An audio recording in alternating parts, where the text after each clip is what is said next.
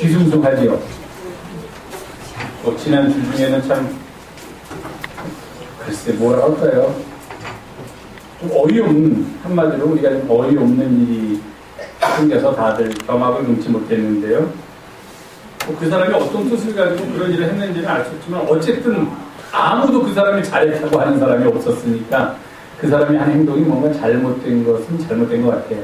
자신이 어떤 생각을 가지고 있더라도 그 생각을 표현하는 방법이 옳지 못하면, 정당하지 못하면 그 사람의 생각 또한 정당하다고 인정받지 못하는 게 세상의 이치인데, 많은 사람들이 때로는 그렇게 급격하고 과격한 일을 통해서 자신의 생각을 펼치려고 하는 게 한편으로는 뭐 그럴 수밖에 없었나 하는 동정심이 없는 것도 아니지만, 그러나 우리가 이렇게 이성을 가지고서 생각을 하다 보면 그것은 뭔가 좀 잘못된 것이 아닌가 하는 그런 생각을 금할 수가 없습니다.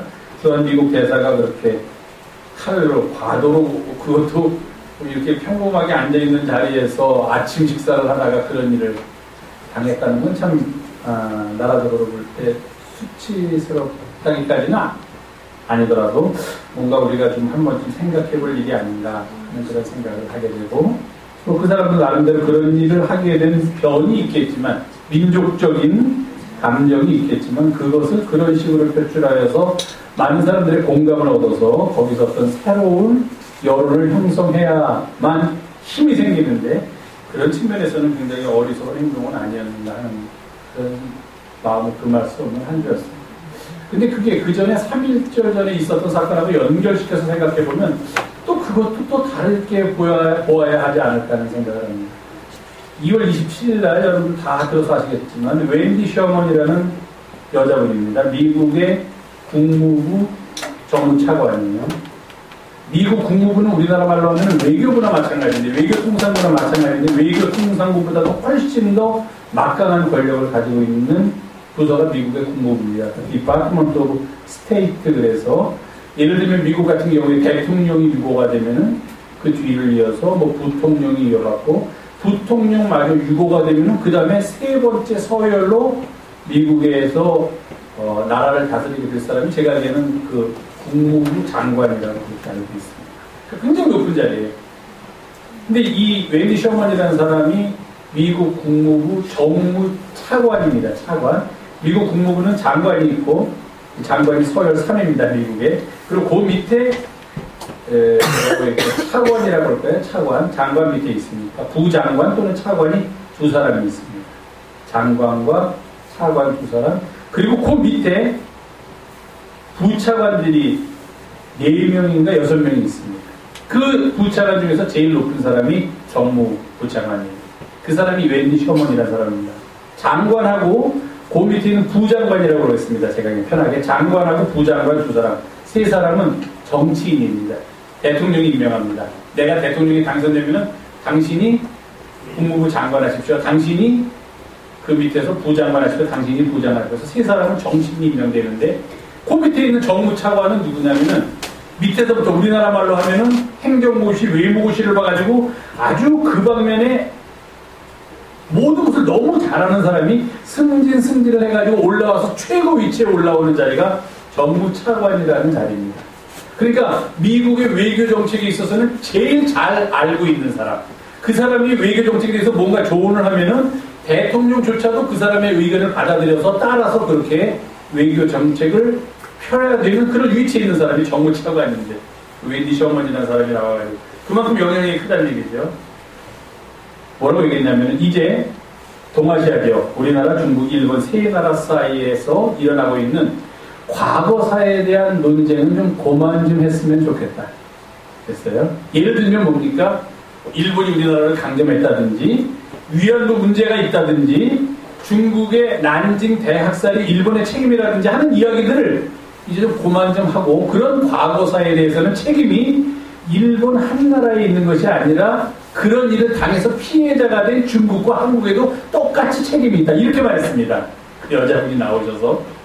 그리고 뭐라고 얘기했냐면은, 한국과 중국의 지도자들은 지금 과거사를 이렇게 자꾸 백성들에게 이용해서 값싼 박수를 백성들로부터 받으려고 지금 하고 있는데, 예를 들면 우리나라에서 독도는 우리 거다, 위안부 문제는 이걸 어떻게든지 일본한테 해결을 받아야 된다. 또는 우리나라를 강제로 강제만 일본은 잘못된 것이고 교과서에서 그들이 잘했다고 생각되는 그런 구절들은 다 없애야 되고 심지어는 일본의 교과서에서도 일본이 잘했다고 표현해서는 안 된다라고 하는 이런 모든 주장들, 이런 주장들은 정치인들이 자기 백성들에게 값싼 박수라고 했어요. cheap applause. 그래서 값싼 박수를 받기 위해서 하는 건데 그런 것들은 앞으로 미래를 위해서 도전이 되는 것이 아니라 오히려 미래를 마비시키는 역할을 한다. 이런 발언을 했습니다. 무지무지하게 자존심 상하는, 전심 상하는 발언입니다. 그러니까 우리가 일본에 대해서 과거사를 책임져라. 너희들이 과거에 잘못했으니까 잘못했다고 우리에게 용서를 빌어라. 그리고 과거에 구체적으로 잘못한 일들, 예를 들면 종북 위안부 문제, 이런 것에 대해서 일본 너희들이 한 일이기 때문에 너희들이 책임 있는 자세로 나와서 여기에 대해서 사죄하고 보상할 거 있거나 배상할 거 있으면 보상 배상을 하라. 이렇게 주장하는 우리나라나 중국의 주장이 그 정치인들이 국민들의 그 반일 감정을 부추겨서 값싼 박수를 받으려는 거다. 이렇게 평가했다는 겁니다. 그럼 그런 일이 일어난 거에 대해서 책임은 일본한테만 뒤집어 씌우지 말고 중국과 한국 너희도 같이 책임을 지고 그런 얘기 이제 스탑. 고만하고 미래를 향하여 나가자. 그거는 오히려 발목을 잡는 것에 불과하다. 그런 얘기를 했습니다. 자존심 상하더라고요. 저 한국 사람인데. 이게 우리가 흔히 얘기하는 역사 의식이라는 거 있지 않습니까? 예를 들면 독일 사람들 나치를 절대로 잊어서는 안 된다. 왜? 그것이 역사를 얼마나 후퇴시켜놨는지 모르니까. 역사에 얼마나 잘못된 일을 한 건지 모르니까. 그래서 그 사람들 중에 깨어있는 지식인들은 아직도 그런 나치의 전체주의 사회로 우리가 돌아가서는 안 된다고 주장을 하고 있는 판에 당사자도 아닌 미국의 가장 높은 자리에 있는 외교부 대표가 나와서 이런 발언을 했다는 것은 사실 나쁘게 생각하면은 한국을 얼마나 우습게 봤는가 하는 그런 기분 나쁜 감정도 들고요. 또 외교적인 차원에서 분석해보면은, 중국을 견제하고 일본을, 그러니까 중국을 견제하는 방편으로 미국이 미일 동맹을 강화하기 위해서 정말로 온갖, 그 외교에서는 그런 거 있지 않습니까? 뭐 어제의 적이 오늘의 동맹, 오늘의 동맹이 내일의 적. 그러니까 일본하고 가까워지기 위해서 미국이, 그 이유는 중국을 견제하기 위해서죠. 이런 일까지 서슴지 않고 있구나. 그것도 공화당 정부가 아닌 오바마의 민주당 정부에서 그런 생각을 하니까 가슴이 아팠습니다. 그러던 차에 지난주에 그런 또 엉뚱한 일이 생기고 또 그러니까 우리나라 백성들은 다 뭐라고 그랬냐? I love United States of I love America. 우리는 미국을 사랑합니다. 미국에 잘못 보였다. 이게 큰일 난 거예요. 이거는 정말 우리한테 엄청난 영향력을 끼치는 미국한테 잘못 보였으니까 어떻게든지 우리 이렇게 한 거 우리의 뜻이 아니야. I love 무슨 그 대사 뭐 I love 미국 우리는 미국을 사랑합니다. 이건 우리의 의도가 아니었습니다. 이러고 있는 것도 또 가슴 아프고 이게 참 가슴 아픈 일이 연이어서 매주마다 일어났는데 제가 하나 여쭙겠습니다. 제가 이 얘기를 지금 왜 하는 겁니까? 사순절. 목사부터 정신 차려야 되는데 괜히는 은혜가 되지 않는 얘기를. 그러니까 어쨌든 그래도 우리가 좀 그리스도인이 우리가 다 같이 어디 지리산 속에 들어가서 신앙생활하는 건 아니고 그저 늘상 이 사회 속에서 텔레비전 보고 이웃사람 만나고 사업도 하셔야 되고 직장도 다녀야 되고 학교도 다녀야 되고 이러고 사니까 도대체 우리가 사는 사회 속에 지금 무슨 일이 일어나고 있는지는 알아야지만 내가 거기에 대해서 어떻게 생각을 정리하고 어떻게 대처해야 될지를 알아야 될 것 같아서 제가 그냥 이렇게 가끔 시사적인 얘기를 하지만 여기까지 제가 지금까지 한 얘기는 그냥 잊어버리시고 이제부터 말씀으로 들어가겠습니다. 제가 오늘은 사순절의 영성이라고 썼는데 사실 제가 쓰고 싶은 말은 사순절의 역설이었습니다. 사순절의 역설. 왜냐하면 사순절 하면 우리가 보통 이렇게 얘기합니다. 우리 다 같이 엄숙하고 근엄하게 주님의 고난에 동참합시다. 주님께서 당하셨던 그 아픔을 우리도 함께 나눕시다. 주님께서 걸으셨던 십자가의 길에 우리도 함께 들어섭시다. 이것을 강조하는 절기가 사순절입니다.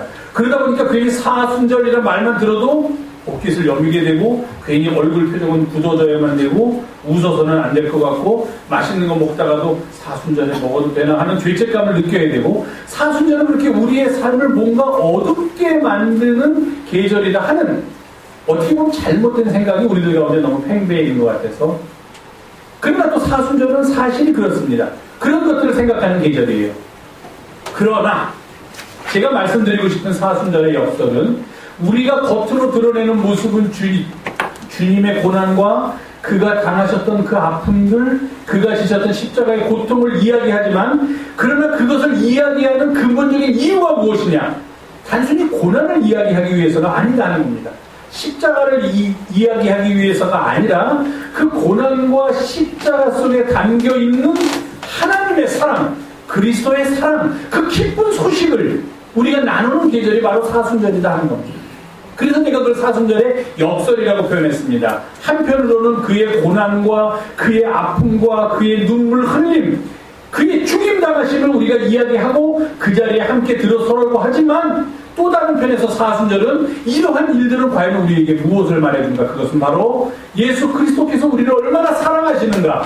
하나님께서 우리를 얼마나 사랑하시길래 우리를 구원하시기 위해서 자기의 아들 독생자까지 보내시고 이런 구원의 역사를 베풀어 주시는가 하는 것을 묵상하고 깨닫는 계절이 사순절이다 하는 의미에서 제가 사순절의 영성 또는 사순절의 역설이라는 표현을 써봅니다. 사순절은 바로 그리스도의 사랑, 우리를 향하신 하나님의 사랑을 다시 한번 깨닫는 계절이다 하는 것입니다. 왜 우리가 사순절 그러면서 사순절을 지키려고 합니까? 고난을 알기 위해서, 십자가를 알기 위해서 맞습니다. 그러나 그것이 다가 아니다 하는 겁니다. 그 고난과 십자가는 궁극적으로 우리들에게 그리스도의 사랑을, 하나님의 사랑을 알려주는 징표이기 때문에 우리는 사순절을 이야기하는 것이지 단지 고난을 이야기하기 위해서 사순절을 논의하고 있는 것은 아니다 하는 것입니다. 예수께서 고난을 당하셨습니다. 그 스스로 3번에 걸쳐서 자기가 당하실 고난을 이야기하시고 그리고 궁극적으로 결국에 십자가를 치신 것은 그가 어떤 잘못을 행했거나 그가 허물이거나 죄인이기 때문이 아니라 바로 우리를 구원하시고 우리를 살리시려는 그의 사랑에서 기인한 것이라는 그런 은혜가 바로 사순절 동안 우리가 고백하는 믿음의 내용이다 하는 것입니다. 사순절은 그럼 뭐냐라고 물어보면 첫 번째 대답은 그의 고난과 그의 죽임당하심을 기억하는 계절이지만 그러나 더 깊이 들어가서 우리가 해야 할 대답은 그 사순절은 바로 하나님의 사랑을 다시 한번 깨닫는 계절. 그리스도의 사랑이 얼마나 깊이 우리 가운데 임했는지를 우리가 다시 한번 감사하는 계절이 바로 사순절이다 하는 것입니다. 오늘 우리 김현주 집사님께서 봉독해 주신 에베소서 3장의 마지막 부분입니다. 이 마지막 부분은 교회를 위한 바울의 중재의 기도이면서 우리들 성도들의 영적인 강건을 위한 중재의 기도입니다. 이 에베소서가 바울이 감옥에서 에베소에 있는 교회를 향해서 쓴 편지이기 때문에 처음에는 이 기도가 에베소 교회를 위한 기도였지만 지금 우리들에게까지 미치는 이 땅의 모든 교회를 위한 기도임은 부인할 수가 없습니다. 교회를 위한 기도, 바로 우리 교회를 위한, 우리 이 교회에 참여하고 있는 성도 여러분들을 위한 기도에서 바울은 이렇게 말하고 있습니다. 하나님 아버지의 영광이 풍성하신데 그 영광이 풍성하심을 따라서 성령으로 말미암아 우리의 속사람의 능력으로 강건하게 되고 믿음으로 말미암아 그리스도께서 우리 마음에 거하시게 되고 이것을 지금 바울이 이야기하고 있습니다. 그래서 오늘은 이 바울의 기도를 통하여 왜 사순절의 의미가 우리에게 그렇게 중요한지 그리고 그 의미가 과연 무엇인지를 함께 나누려고 합니다. 바울은 그의 기도의 시작에서 이렇게 얘기합니다. 내가 하늘과 땅에 있는 각 족속에게 이름을 주신 아버지 앞에 무릎을 꿇고 비노니 그 다음부터는 비는 내용입니다. 그의 기도의 내용. 그의 영광의 풍성함을 따라 하나님의 영광의 풍성함을 따라 그는 크게 요약해서 2가지 일이 그 에베소 교회 아니 우리 영성교회에서 이 두 가지 일이 일어나기를 바라고 있습니다. 그 두 가지 일은 무엇인가? 바로 16절에 이렇게 되어 있습니다. 성령으로 말미암아 속사람이 능력으로 강건하게 되고, 첫 번째죠. 두 번째, 믿음으로 말미암아 그리스도께서 우리 마음에 계시게 되고. 이 두 가지 일이 우리 교회에서 일어나기를 위해서 바울이 지금 기도를 하고 있습니다. 근데 이 두 가지 일은 저절로 일어나는 것이 아니라 그 앞에 이런 말이 있습니다. 그의 영광에 풍성함에 따라. 그는 바로 하나님이죠. 하나님의 영광이 풍성하시기 때문에 그 말은 무엇이냐? 하나님의 영광이 우리들 가운데 임하게 될 때 우리는 그 영광을 통하여 우리가 삶의 커다란 은혜를 누리게 된다는 것입니다. 그러니까 우리가 하나님 영광을 돌린다는 것은 하나님께만 국한된 얘기가 아니라 바로 그 영광이 우리들의 삶 속에 미치게 됨을 포함하고 있다는 것입니다. 그 영광의 풍성함이 어떻게 가능했느냐? 바울은 이렇게 얘기합니다. 하늘과 땅에 있는 모든 족속에게 이름을 주신 아버지 앞에 무릎을 꿇고 기도합니다. 그럽니다. 이름을 주셨다는 것. 제가 이름에 대해서는 몇 번 말씀을 드렸죠. 유대인이나 우리나라 사람들이나 이름에 그 사람의 인격이 들어있다고 생각합니다. 그러니까 하나님의 이름을 우리에게 주셨다는 것은 하나님께서 그의 사랑과 그의 의미를, 우리의 삶의 의미를 주신 분이시다 하는 고백입니다. 그 하나님의 영광의 풍성함을 따라서 나는 이렇게 기도합니다. 바울이 말하고 있습니다. 성령으로 말미암아, 첫 번째 성령으로 말미암아 우리의 속사람이 능력으로 강건하게 되기를 위해 기도합니다. 성령의 능력입니다. 성령은 우리의 속사람을 능력으로 강하게 만들어줍니다. 그런데 그 능력은 무슨 능력인가? 세상 사람들은 능력이 있다 그러면 뭐 공부를 많이 했다든지 돈이 많이 있다든지 높은 지위와 권력을 가졌다든지 또는 국가적인 의미로 볼 때는 무슨 군사력이 강대하다든지 하는 것에서 능력이란 말의 의미를 찾으려고 하는데 우리는 그렇지 않습니다. 우리의 속사람을 강하게 만들어주는 능력은 그런 세상에서 이야기하는 방법으로 강해지는 것이 아니라는 겁니다. 그럼 무슨 능력으로 우리의 속사람이 강하게 될까요? 그것은 바로 십자가의 능력이다 하는 것입니다. 우리를 위하여 당신의 몸을 아낌없이 내어주신 예수 그리스도의 사랑의 지각체인 그 십자가가 바로 우리들에게 삶을 이길 수 있는 능력을 부여한다는 것입니다. 그래서 바울은 고린도전서에서 이렇게 말합니다. 십자가의 도가 세상 사람들이나 멸망당하는 사람들에게는 어리석고 미련한 것이지만 구원을 사모하고 그 구원을 믿는 우리에게는 하나님의 능력이 된다. 그렇게 얘기해요. 십자가에서 어떤 사람이 죽었다. 사람들은 다 손가락질하죠. 저 바보 같은 인간, 어리석은 인간, 미련한 인간 그렇게 얘기하지만 우리는 그 십자가에서 죽으심이 바로 우리들을 구원하려는 하나님의 사랑과 하나님의 역사하심을 믿기 때문에 그 십자가의 능력이 오히려 우리들에게는 새로운 힘이 된다는 것입니다. 그 십자가의 능력으로 우리의 속사람이 강건하게 돼요. 우리의 속사람이 강건하게 되면 세상에서 어떤 어려움을 당해도 환난을 당해도 이길 수 있는 힘이 그 안에 머물러 있다는 것입니다. 또는 세상에서 십자가를 지는 일에 뛰어들 때에도 머뭇거리게 되는데 사실 머뭇거리게 되는데 그 머뭇거림을 극복하고 그 길에 들어서도록 만들어주는 게 바로 우리의 속사람이 능력으로 강해질 때 가능하다는 것. 그것이 바로 바울이 오늘 에베소서에서 이야기하는 것입니다. 성령의 능력은 바로 우리를 구원하는 능력이 되며 우리의 속사람을 새롭게 하고 강건케 함으로 우리들로 하여금 그리스도의 사람으로 이 세상을 살아갈 수 있는 힘을 주게 됩니다. 성령으로 강해진 우리의 속사람, 비록 겉사람이 아닙니다. 우리의 속사람은 어떤 고난도 이겨낼 수 있으며 십자가의 길까지도, 즉 주님의 발자취까지도 함께 걸을 수 있는 능력을 받게 된다는 것입니다.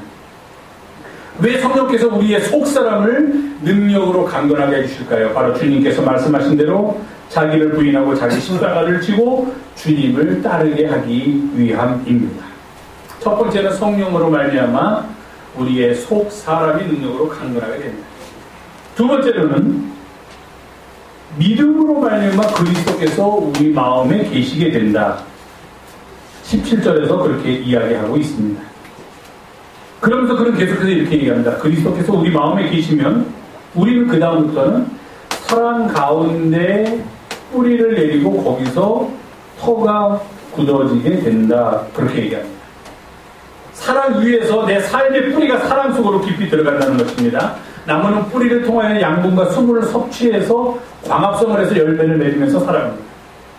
그럼 나의 뿌리가 사랑으로 들어가서 지금 뿌리를 내리고 그 위에서 터가 굳어지면은 나는 그 내 밑에 있는 토양, 사랑이라는 토양으로부터 받아들일 것은 사랑 이외에는 없다는 겁니다. 나의 양분이 올라오는 길로도 나의 수분이 올라오는 길로도 사랑이 올라와서 나는 온통 사랑 덩어리가 되니까 그렇게 올라온 양분은 하늘로부터 오는 태양을 받아서 열매를 맺게 되는데 그 열매는 바로 사랑, 그 외에 다른 것은 아니다는 겁니다. 그 사랑이 어떻게 우리에게서 열매를 맺느냐? 바로 사랑의 토대를 내렸기 때문에 그렇다. 그럼 우리가 토대를 내린 사랑은 무엇이냐? 바로 그리스도의 사랑이라는 겁니다. 어떻게 깨닫게 됐을까? 그리스도께서 나의 믿음으로 말미암아 내가 믿으니까 그리스도께서 내 안에 들어와 거하시게 될 때 그런 놀라운 역사가 나타나게 된다고 바울은 말하고 있습니다. 그렇게 되면은 이러한 삶을 사는 사람들은 이제 다른 사람들과의 만남 속에서 세상 사람들이 알지 못하는 가장 고귀한 지식을 알게 된다 하는 겁니다. 가장 고귀한 지식, 참된 지식은 무엇이냐? 바로 그리스도 안에 있는, 그리고 그리스도를 통하여 나타나는 하나님의 사랑을 알게 되는 것. 그것이 세상에서 가장 귀한 지식이라고 말합니다. 그렇습니다. 세상에서 지금 가장 귀한 지식이 뭘까요? 우주가 어떻게 생성되는가? 물리학자들, 전체 물리학자들이 연구하는 것을 가장 귀한 지식이라고 이야기하는 사람들도 있습니다. 한때는 아인슈타인이라는 사람이 얘기했던 상대성 이론이라는 것이 가장 귀한 지식이라고 생각했는데 이제는 그것을 훨씬 뛰어넘어서 많은 새로운 이론들이 물리학에서, 전체 물리학에서 나오고 있기 때문입니다. 그래서 우리가 알지도 못하는 그런 기호를 이용해서 막 수학적으로 우주의 신비를 설명하려고 하고 우주의 생성 원인을 밝히려고 합니다. 인간이 하는 하나의 노력이지만 그러나 가장 참된 지식, 가장 고귀한 지식은 물론 우주가 어떻게 생성됐는지를 물리학적으로 밝히는 일도 가능하겠지만 그런 지식이 되겠지만 우리들에게 있어서 가장 참된 지식, 가장 고귀한 지식은 바로 그리스도 안에 있는, 그리고 그리스도를 통하여 나타나는 하나님의 사랑을 아는 것. 그걸 모르면 세상의 것 다 알고 세상의 것 다 가지고 있다고 한들 아무 소용이 없다는 것입니다. 그 그리스도의 사랑을 알아야죠. 그래서 바울은 고린도서 13장에서 사람이 그리스도의 사랑을 알면 그 다음에 어떻게 살아가게 됩니까? 아까 말씀드린 대로 사랑하면서 살아야 되는데 만약에 사람에게서 사랑이 없다면 아무리 그가 물리학자고 대학교 총장이고 대학 교수고 장관이고 뭐라고 아무리 좋은 직책과 직함을 가지고 있다고 하더라도 그 안에 사랑이 없다면 그는 울리는 괭가리가 된다고, 아무런 의미가 없는 그저 소리에 불과하다고 이야기를 합니다. 그 사랑은 바로 그리스도의 사랑을 알 때 나올 수 있다는 것. 거기서 바울은 이 세상에서 우리가 얻을 수 있는 가장 고귀한 참된 지식을 in Christ, 그리스도 안에 있고 through Christ, 그리스도를 통하여 우리들에게 나타나는, 바로 우리가 사순절 기간 동안에 그렇게 사모하는 하나님의 사랑, 그것을 깨닫는 것이 가장 고귀한 일이라고 이야기하고 있습니다. 물론 이 사랑은 우리의 이성이나 우리의 사고로는 알 수 없습니다. 수학적 지식으로 하나님의 사랑을 설명할 수가 없습니다. 아무리 위대한 수학자라도 수학 기호를 이용해서 하나님의 사랑을 설명할 수가 없고, 아무리 위대한 화학자라고 해도 화학 기호를 이용해서 하나님의 사랑을 설명할 수가 없습니다. 우리의 사고나 우리의 이성으로는 설명할 수 없는 것처럼 보이는 하늘의 신비, 그것이 하나님의 사랑이지만 그 사랑 속에 깊이 뿌리를 내리고 그 사랑 위에서 살아가는 사람들, 그리고 이 사랑에 헌신하며 살아가는 사람들에게는 오늘 우리에게 주신 19절의 말씀대로 그 하나님의 사랑의 너비와 하나님의 사랑의 길이와 하나님의 사랑의 높이와 그 깊이를 깨닫는 능력이 임하게 된다는 것입니다. 사랑하는 교우 여러분, 사순절은 그리스도의 십자가와 그의 고난을 묵상하는 계절이지만 동시에 그런 것들이 왜 필요했는가라고 묻는다면 그것은 바로 하나님께서 우리를 얼마나 사랑하시는지, 그리스도의 사랑이 우리 가운데 어떻게 나타났는지, 그것을 깨닫게 해주는 계절이다. 그렇게 말할 수 있다는 것입니다. 그를 위하여 성령을 통하여 우리는 우리의 속사람이 십자가의 능력으로 강건하게 되어야 하고 믿음을 통하여 우리 안에 그리스도께서 머물게 해야 한다는 것입니다. 성령을 통하여 우리의 속사람이 강건하게 되면 우리는 과감하게 용기를 내어서 예수 그리스도께서 걸으셨던 십자가의 길을 함께 걸을 수 있게 된다는 것입니다. 성령의 능력이 없이는 우리 인간의 지혜나 인간의 용기로서는 그게 가능하지 않다는 거예요. 성령께서 우리 속사람을 강건하게 십자가의 능력으로 강건하게 만들어 주실 때 우리는 십자가의 길에 들어갈 수 있게 되고, 그리고 우리의 믿음을 통하여 믿음으로 말미암아 예수 그리스도께서 우리 안에 거하시게 될 때 우리는 사랑 안에서 뿌리를 내리고 그 터가 굳어지게 되고 그 위에서 우리는 살아가게 됩니다. 그러면 그때 우리는 모든 차원에서 우리에게 임하시는 하나님의 은혜를 깨달으면서 이렇게 바울의 고백처럼 이런 고백을 합니다. 하나님의 모든 충만하신 것이 우리 안에 충만하구나. 하나님 안에 충만하신 것이 무엇일까요? 사랑이죠. 그 사랑이 우리 안에 충만하게 됩니다. 하나님 안에 충만한, 이건 그냥 우리의 인간의 생각이죠. 인간의 한계. 하나님 안에 충만하신 것이 무엇일까? 미움일까? 그건 아닌 것 같아요. 사랑일까? 맞습니다. 그러면 그 사랑의 충만함이 우리 안에도 충만합니다. 하나님 안에 충만하신 것이 무엇일까? 슬픔일까? 아닌 것 같죠? 기쁨일까? 그럴 것 같다. 그러면 그 기쁨이 또 우리 안에 충만해진다는 것입니다. 하나님 안에 충만한 것이 무엇일까? 분열일까? 전쟁일까? 갈등일까? 그건 아닌 것 같다. 평화로움일까? 그럴 것 같다. 그러면 그 평안함이 우리 안에 충만해지고, 하나님 안에 충만한 것이 무엇일까? 내가 하나님을 아니고 감히 하나님을 알 수도 없지만 내가 가진 생각으로 생각해보니까 교만일까? 하나님 안에 충만한 게, 아니면 그냥 자기만 생각하는 이기심일까? 그건 아니고 온유하고 따뜻한 마음이 좋아하다. 그러면 그 온유하고 따뜻한 마음이 우리 안에서 충만하게 된다는 것입니다. 성령으로 말미암아 우리의 속사람이 십자가의 능력으로 강건해지고 믿음으로 말미암아 그리스도께서 우리 안에 거하시고 우리가 사랑 안에서 살아갈 때 이런 놀라운 능력이 우리의 삶 속에서 나타나게 된다는 것입니다. 이런 은혜를 깊이 묵상하시면서 이 사순절 기간 동안 그리스도의 사랑 붙들고 살아가는 우리 영성의 가족들이 되기를 간절히 주님의 이름으로 부탁을 드립니다. 기도하겠습니다.